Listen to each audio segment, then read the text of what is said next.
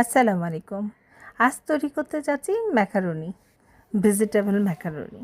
প্রথমেই পানিটি বয়েল করে নিন এবং তাতে লবণ ও তেল অ্যাড করুন। পানিটি বয়েল হয়ে গেলে এতে ম্যাকারনি 8 মিনিট বা আপনার ম্যাকারনি যে সময়টা দেওয়া আছে অতটুকু সময় সিদ্ধ করে নিন।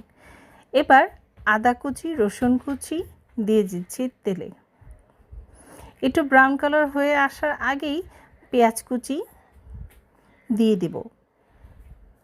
আপনি আপনার প্রয়োজন অনুযায়ী পেঁয়াজটা ইউজ করতে পারেন। এতে টমেটো অ্যাড করব। কাঁচামরিচ আপনারা আপনাদের ঝাল অনুযায়ী পছন্দ মতন কাঁচামরিচ নিয়ে নেবেন। অ্যাড করে সবগুলোকে ভালো মতো মিক্স আপ করব। এরপর একটি গাজর নিয়ে তাও কিউকাম্বার সাইজ করে কেটে নিব।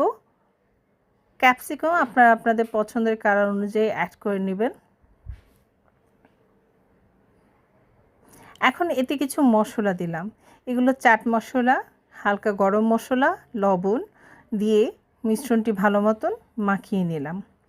এখন কিছু বাসায় থাকা সস একসাথে করে 3-4 পদের সস মাখিয়ে এগুলোকে সবজির ভিতর দিয়ে দিলাম। মাখানো হয়ে গেলে পাস্তাগুলো দিয়ে ভালো মতো নেড়েচেড়ে রান্না করে নিতে হবে।